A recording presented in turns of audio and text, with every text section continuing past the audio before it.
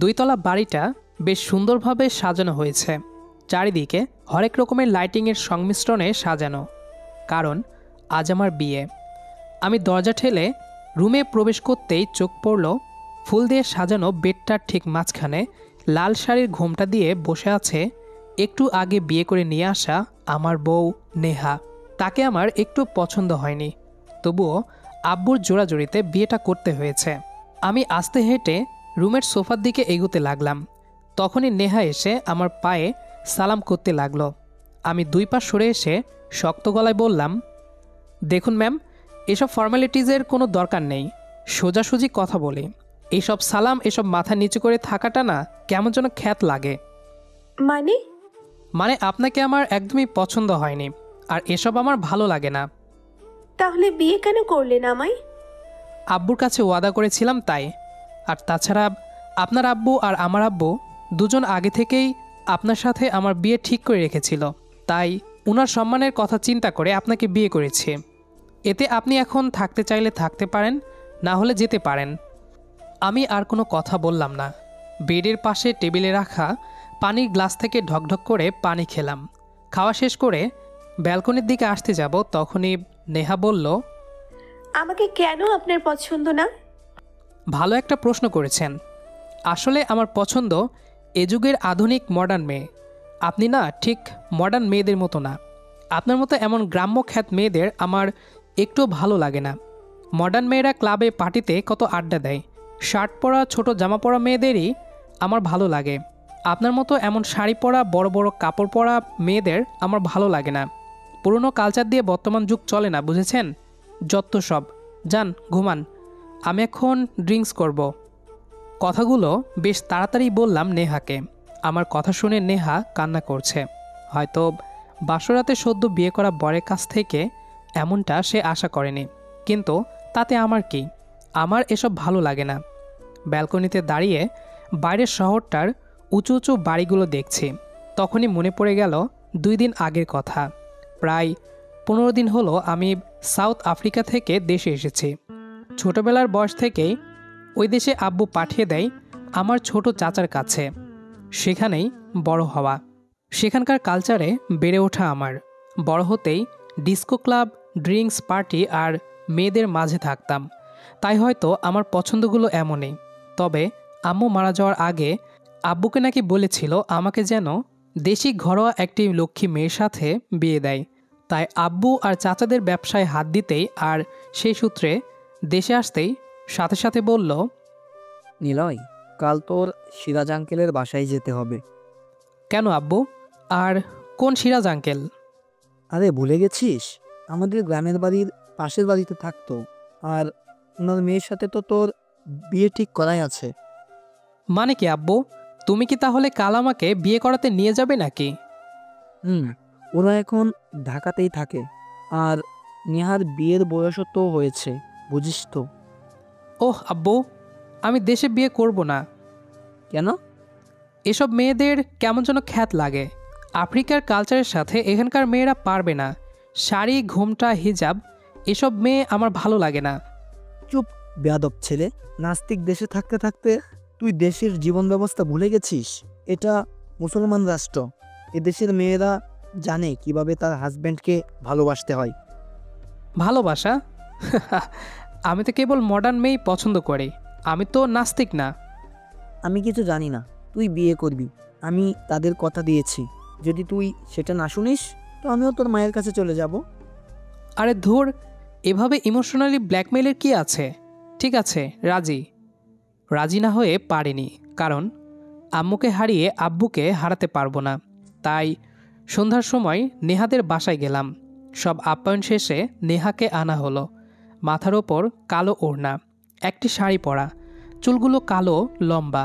ধুর, দেখে মেজাজটা বিগড়ে গেল। আমি ভাবলাম একটু মডার্ন হবে, আধুনিকা হবে, তা না হয়ে চুলগুলো বড়। ভাবলাম রং করা চুল হবে, ঠোঁটে গাঢ় করে লিপস্টিক দেওয়া থাকবে, তা না। তাহলে বিয়ের কাজটা সেরেই ফেলি। অবশ্যই। শুভ কাজে কিসের দেরি? তারপর নেহা আর আমার বিয়েটা তাড়াতাড়ি হয়ে গেল। একরাশ বিরক্তি নিয়ে বাড়িতে আসতে হয়েছে। ব্যালকনির চেয়ারে বসে প্রচুর ড্রিঙ্কস করেছে। হাত ঘড়ির দিকে তাকিয়ে খেয়াল করলাম রাত 3টে বাজে। উঠে রুমের মধ্যে গেলাম। রুমে যেয়ে চোখ আমার ছানা বড়া, ড্রিঙ্কসের ইফেক্ট চোখ ঢুলুঢুলু করছে। সে সময় দেখি নেহাব সিম্পল শাড়ি পরে নামাজ পড়ছে। এটা অবশ্যই তাহাজ্জুদের নামাজ। আমি সোফাতে যেয়ে গা এলিয়ে দিলাম। নেহাকে দেখতে এখন অনেক সুন্দরী লাগছে, আরও যেন মায়াবতী লাগছে নামাজরত রূপে। শুয়ে পড়ার খানিক সময় পর শুনতে পেলাম, হে আল্লাহ, আজ আমার বাসর রাত। এটা প্রত্যেক মেয়েদের একটি সুসম্পর্ক গড়ার পবিত্র রাত। এই রাতে নারী তার স্বামীর কাছ থেকে ভালোবাসা, অধিকার আর পবিত্র এক বন্ধন পায়। আমার কপালে সেটা নেই, তবুও আমার কোনো দুঃখ নেই। আমার স্বামীকে তুমি সর্বদা রক্ষা করো, তার যেন হেদায়েত দান করো, আমিন। নেহা মোনাজাত শেষ করে উঠে দাঁড়ালো। আমার চোখে ঘুম নেই। একবার নেহা আমার দিকে ফিরল নামাজ শেষ করে। আমি শুয়ে আছি, তবে চোখটা হালকা মেলে। নেহাব আমার কাছে আসলো, মাথায় হাত রাখতে যাবে, কিন্তু না। তবে ওর চোখের পানি আমার মুখে এসে পড়ছে। তারপর বাইরে অনেক চেঁচামেচি হচ্ছে, তাই ঘুমটা ভেঙে গেছে। আমি উঠতে যাব, তখনই দেখি আমার গায়ে কাঁথা দেওয়া। এটা নেহারই কাজ। আমি বিছানায় তাকালাম, দেখি নেহা নেই। হাত ঘড়ির দিকে তাকিয়ে দেখি সকাল 8টা 36। আমি উঠে ওয়াশরুমে যেয়ে ফ্রেশ হয়ে নিচে আসলাম। দেখি নেহাকে নিয়ে কাজিনরা আর আব্বুরা গল্প করছে। নেহার দিকে তাকালাম। নেহার ড্রেস আপ দেখে রাগ উঠে গেল। আবারও শাড়ি আর মাথায় ঘোমটা, মাথাটা নিচু করে বসে আছে সবার সামনে। এমন মেয়েকে কি নিয়ে পার্টিতে যাওয়া যায়? ধুর, মেজাজটাই খারাপ করে বাইরে বের হতে যাব, তখনই আব্বু বলল, কিরে, কোথায় যাচ্ছিস? বাইরে। কেন? এখন কোনো বাইরে যাওয়া হবে না। নতুন বউ, কোথায় বসে গল্প করবি? সরি আব্বু। কথাটি বলে আর কোনো দিকে না তাকিয়ে সোজা বাইরে চলে আসলাম। উদ্দেশ্য বন্ধুদের সাথে পার্টি থ্রু করা। সারাদিন বাইরে আছি, দুপুরে বসে আছি বন্ধুদের সাথে। তখনই ফোনটা বেজে উঠল। আননোন নাম্বার, তবুও ধরলাম। ওপাশ থেকে শুনলাম, আমি নেহা, বাসায় আসুন, খেয়ে নিবেন। সকালেও না খেয়ে গেছেন। কতবার কল দিলাম, ধরলেন না। না, এখন বাসায় আসতে পারবো না। কেন? আপনাকে কি বলতে হবে নাকি? আর একবারও যেন ফোন দিয়েন না দয়া করে। সাথে সাথেই লাইনটা কেটে দিলাম। দুপুরে হোটেল থেকে খেয়ে পার্টিতে যাব। এক ড্রিঙ্কস ক্লাবে ড্রিঙ্কস পার্টি দিয়েছে আমার বন্ধু মহলের রাফিন। সন্ধ্যায় পার্টিতে গেলাম। সেখানে অনেক ছেলে মেয়ে ভর্তি। টি শার্ট, শার্ট প্যান্ট পরা মেয়েরা গানের তালে তালে নাচছে। আমিও তাদের সাথে যোগদান দিলাম। রাতে বাসায় আসলাম। কলিং বেল বাজাতেই সাথে সাথে দরজা খুলে দিল। সামনে তাকিয়ে দেখি নেহা দাঁড়িয়ে। ড্রিঙ্কসের নেশায় চুর আমি, শরীর ঢলছে। সে সময় নেহা সরে যেয়ে বলল, ভিতরে আসুন, ফ্রেশ হয়ে আসেন, তাড়াতাড়ি খাবেন, চলুন। আমি খাবো না, বাইরে থেকে খেয়ে এসেছি। ওহ, তাহলে যান, শুয়ে পড়ুন। আমি সোজা যেয়ে রুমে শুয়ে পড়লাম সোফাতেই। সাথে সাথেই ঘুম। জানি না এখন কটা বাজে। হঠাৎ কারো কান্নার শব্দে আমার ঘুম ভেঙে গেল। আমি আশেপাশে তাকিয়ে দেখলাম নেহাব নামাজরত অবস্থায় মোনাজাতে কান্না করছে। আমার নেশা তখন একদম নেই। স্পষ্ট দেখলাম নেহার চেহারাতে উজ্জ্বলতা ভর করেছে। সে কি মায়াবী রূপ, চোখ যেন ঝলসে যাচ্ছে। এটা কি তবে নূরে জ্যোতি? তাহাজ্জুদের নামাজে সে মোনাজাতে বলছে, হে আমার প্রতিপালক, আমার রব, আমার সৃষ্টিকর্তা, তুমি আমার ও আমার স্বামীর জীবনের যত গুনাহ আছে মাফ করে দিও। আজ সারাদিন আমি তার আশায় থেকে না খেয়ে বসে আছি। তুমি তাকে একটু হেদায়েত দাও, আমি যেন সব বাধা মোকাবিলা করে তার সাথে থাকতে পারি। নামাজ শেষ। আমি চোখটা বন্ধ করলাম। কেমন যেন নিজের মধ্যে তোলপাড় সৃষ্টি হচ্ছে। কেমন যেন একটা অনুশোচনা হচ্ছে যে নেহার দিকে তাকাতেই আমার বিরক্ত লাগে, আর সেই তাকে দেখলে এখন প্রশান্তি বয়ে যাচ্ছে মনের মাঝে। এটা তার কোন রূপ? অন্ধকার ঘরেও যেন আলোর রোশনি ছড়িয়েছে। পরের দিন সকালে ঘুম ভাঙল কারো ধাক্কাতে। চোখ মেলে তাকিয়ে দেখি নাবিলা দাঁড়িয়ে আছে। নাবিলা আমার সেই ছোটবেলার বন্ধু। দেশে থাকতে একসাথে থাকতাম সব সময়। মেয়েটা ঠিক আমার মতোই, ছোট ড্রেস আপ, পার্টি আর ড্রিঙ্কসে সারাদিন মেতে থাকে। ওই কি রে, ওঠ, কি ভাবছিস? কিছু না রে। চল বাইরে যাই। আজ আমরা বাইকে সারাদিন ঘুরবো, তারপর পার্টিতে যাব। না, উনি কোথাও যাবে না। কেন ভাবি? উনি বাসায় থাকবে, খাওয়া দাওয়া করবে, দুপুরে নামাজ পড়বে। বাদ দে তো, চল তো। তুই যে দাঁড়া, আমি ফ্রেশ হয়ে আসি। তাড়াতাড়ি গুছিয়ে চলে আসলাম নাবিলাকে নিয়ে। নাবিলা সাদা রঙের টি শার্ট আর কালো শার্ট পরে এসেছে, দেখতে হট লাগছে তাকে। দুজন সকাল থেকে খুব ঘুরলাম। এখন আমি ওকে ওর বাড়ির সামনে নামিয়ে নিজের বাড়ির দিকে আসছি। নেহা এর মাঝে অনেক কল করেছে, কিন্তু ধরিনি। মেন রাস্তা হতে বাড়ির রাস্তায় আসতে ব্যাক পড়ে একটা। সেখানে আসতেই কোথা থেকে একটি প্রাইভেট কার এসে সজোরে বাইকে ধাক্কা দিল সামনে থেকে। আমি বাইক থেকে ছিটকে দূরে যেয়ে পড়লাম। মাথা ফেটে রক্ত বের হচ্ছে। বাম পা ইটের সাথে ধাক্কা লেগে মনে হয় ভেঙে গেছে। তখন দেখলাম অনেক মানুষ দৌড়ে দেখতে আসছে, আর কিছু মনে নেই। যখন চেতন ফিরল তখন দেখি আমি হসপিটালের বেডে শুয়ে আছি। সামনে তাকিয়ে দেখি আব্বু দাঁড়িয়ে। সময়টা রাতই হবে বলে মনে হলো। আশেপাশে তাকিয়ে দেখি অনেক বন্ধুরা দেখতে এসেছে, আর দেখি নেহা দাঁড়িয়ে কান্না করছে। আপনি এখন কেমন আছেন? কথা বলতে কষ্ট হচ্ছে, তাই চুপ করে আছি। মাথায় ব্যান্ডেজ আর পায়ে। বলতে গেলে আমি অকেজো এখন। আপনি এখন ঠিক আছেন তো? আপনার কিছুই হবে না, সব ঠিক হয়ে যাবে, একদমই টেনশন নেবেন না। সবাই এক এক করে চলে গেল। আব্বু বকাবকি আর সাজেশন দিয়ে চলে গেল। রাত মনে হয় 12টা। সবাই গেলেও নেহা রয়ে গেছে। আমার খাওয়া দাওয়া, ওষুধপত্র, সেবা যত্ন সেই করবে আর করছে। এসব দেখতে দেখতে কখন যে ঘুমিয়ে পড়েছি বুঝতে পারিনি। আজও কান্নার শব্দে ঘুম ভেঙে গেল। তাকেই দেখি নেহা ফ্লোরে জায়নামাজ বিছিয়ে নামাজ পড়ছে। সবচাইতে অবাক করা বিষয় লক্ষ্য করলাম, ঠিক ওর নামাজের মোনাজাতের সময় আমার ঘুম ভেঙে যায়। আমি নিশ্চুপ হয়ে ওর সৌন্দর্য দেখি আর মোনাজাত শুনি। নেহা জানে না আমি সে সময় জেগে যাই, তাই তখন দেখি ওর মুখে নূরের ঝিলিক। অন্ধকার ঘরে আলো ছড়িয়ে আছে, চোখের পানি স্পষ্ট ওর গাল বেয়ে নিচে পড়ছে। সে বলছে, আল্লাহ, তুমি আমার স্বামীকে ভালো রেখো। জানি না আজ তার সাথে কেন এমন হয়েছে, তবে তুমি যা করো ভালোর জন্যই। সে আমার স্বামী, আমার অভিভাবক, আমার অর্ধেক অঙ্গ। তাকে সেবা করার শক্তি দাও। সে আমার সাথে যতই খারাপ ব্যবহার করুক না কেন, আমি তাকে ছেড়ে যাব না। ধৈর্য দাও আমাকে, হে আল্লাহ। তাকে হেদায়েতে দান করো, সে যেন ভালো হয়ে যায়, সে যেন তোমার দেখানো পথে চলতে পারে। কথাগুলো শুনে আজ প্রথমবার চোখ দিয়ে পানি কখন যে বের হলো বুঝিনি। নেহা জেনে যাবে ভেবে পানি তাড়াতাড়ি মুছে চোখ বন্ধ করে ঘুমানোর চেষ্টা করলাম। পরের দিন সকালে ঘুম ভাঙতেই দেখি নেহা আমার পায়ের কাছে বসে হাঁটুর ওপর মাথা রেখে ঘুমাচ্ছে। আজই প্রথমবার নেহার সাথে আমার শরীরের স্পর্শ লাগলো। কেমন যেন কম্পন সৃষ্টি হলো, কেমন যেন ভালো লাগা কাজ করছে। হঠাৎই আমার কাশির শব্দ পেয়ে নেহা জেগে উঠে বলল, এখন কেমন আছেন? আর আমি খুবই দুঃখিত, আপনার পায়ে মাথা রেখে ঘুমিয়ে গিয়েছিলাম। আসলে ভোরের দিকে চোখটা অনেক লেগে এসেছিল তো, তাই। No problem. আর এমন হবে না।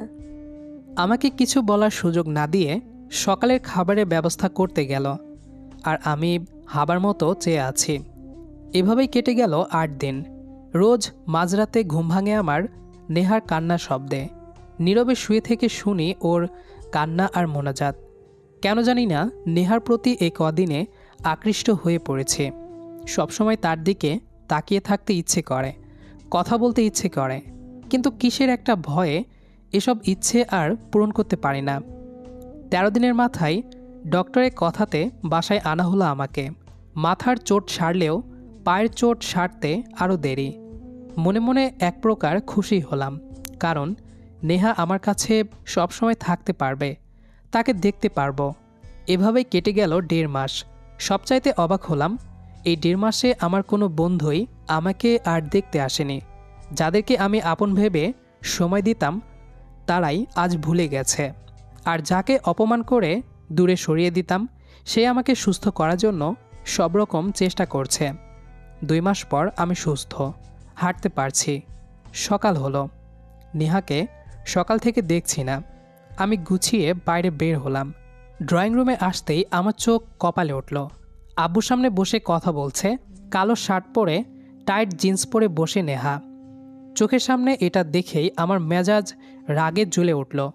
অন্য সময় হলে মায়াবী দৃষ্টিতে এমন ড্রেস আপে মেয়েদের দিকে তাকিয়ে থাকতাম, কিন্তু আজ কি হলো জানি না।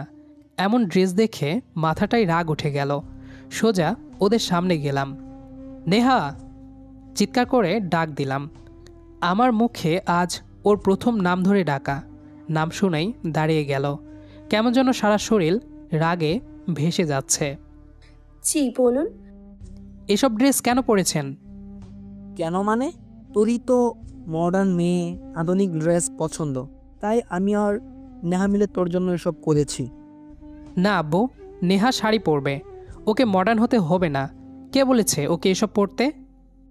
বলেনি, তবে আপনার জন্যই এমন সেজেছি।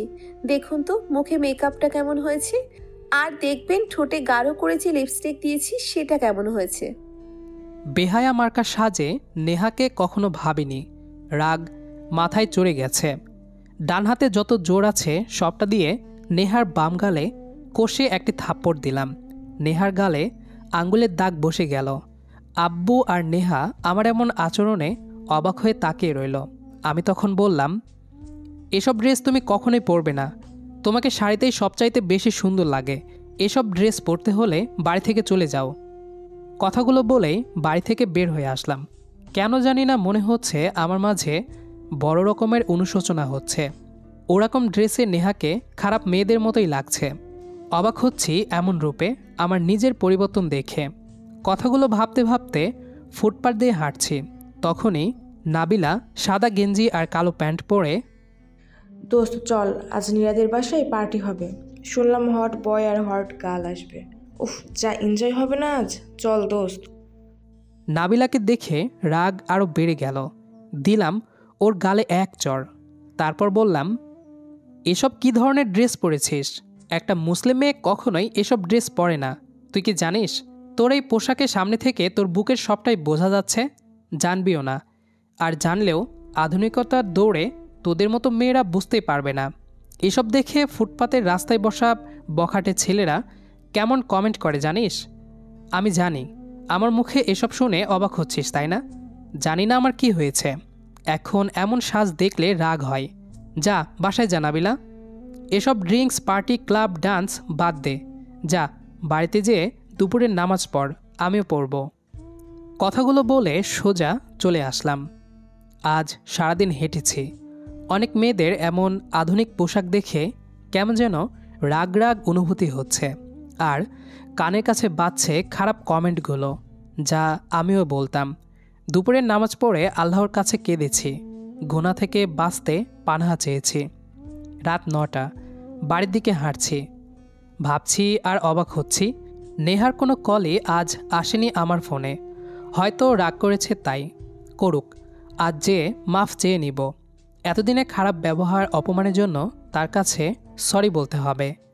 জানি মাফ করবে না, কারণ আমি তেমন কিছুই করিনি যার জন্য আমার অপমানের মাফ হবে। তবুও তাকে সব কিছুর জন্য সরি বলতে হবে, তাকে ভালোবাসি বলতে হবে। তাই আসার পথে 3টে গোলাপ নিলাম। আজ তাকে সাহস করে জানাবো মনের কথাগুলো। কলিং বেল বাজার 5 মিনিট পর আব্বু এসে দরজা খুলে দিল। অন্যদিন নেহা কলিং বেল বাজার সাথে সাথেই দরজা খুলে দেয়, আর আজ তার কোনো পাত্তাই নেই। আমি তাকে দেখা মাত্রই বলতাম, আপনার মুখটা দরজা খুলে রোজ রোজ দেখতে ভালো লাগে না, আপনি চলে যেতে পারেন না? এসব শুনে নেহা মুচকি হেসে জবাব দিত, কালিমা পড়ে আল্লাহকে সাক্ষী রেখে আপনাকে বিয়ে করেছি সারা জীবন একসাথে থাকবো বলে, চলে যেতে নয়। দরজার কাছে দাঁড়িয়ে কি ভাবছিস? না কিছু না। নেহা কোথায় আব্বু?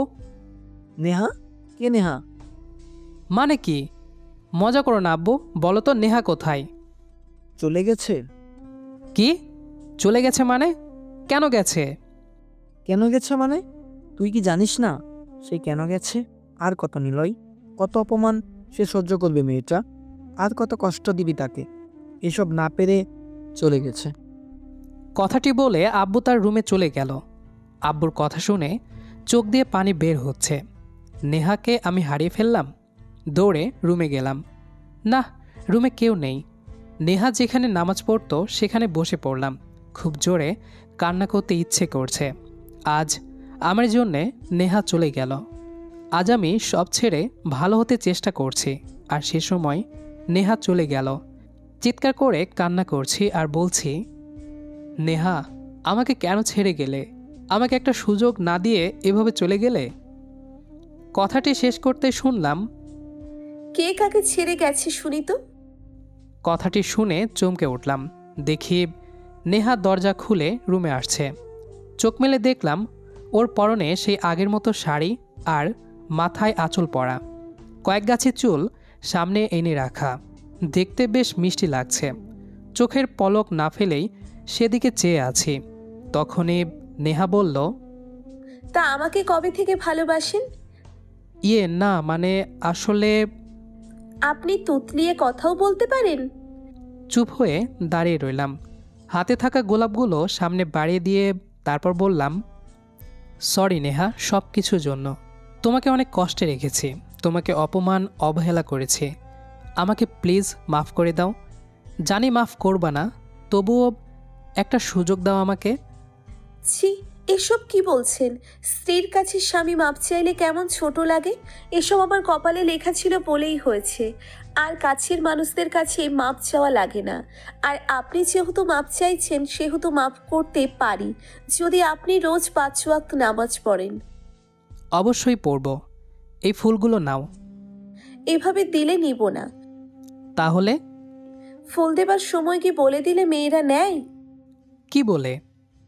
জানি না, চান। নেহা হালকা রাগ করে মুখ অন্যদিকে ফেরালো। আমি ওর সামনে গেলাম, হাঁটু গেড়ে বসে বললাম, নেহা, তুমি আমার বউ। জানি না একজন স্বামী তার বউকে কিভাবে ভালোবাসা দিয়ে ভরিয়ে রাখে, তবে আমি তোমাকে আমার সবটা দিয়ে ভালোবাসবো। তোমাকে কষ্ট দিব না আর। তোমার সব অনুভূতির মাঝে আমাকে থাকতে দাও। আমি তোমাকে আমার অনুভূতির মাঝে রেখে ভালোবাসা দিব। আমি তোমার অস্তিত্বে বসবাস করতে চাই, তোমার অনুভবে থাকতে চাই সারাটা সময়। তোমার নিঃশ্বাসের ব্যাকুলতা উপলব্ধি করতে চাই, তোমার মাঝে বিশ্বাসের রংধনু আঁকতে চাই, ভালোবাসতে চাই তোমাকে। তুমি কি ভালোবাসবে আমায়? নেহা কিছু বলল না, হাত বাড়িয়ে ফুলগুলো নিল।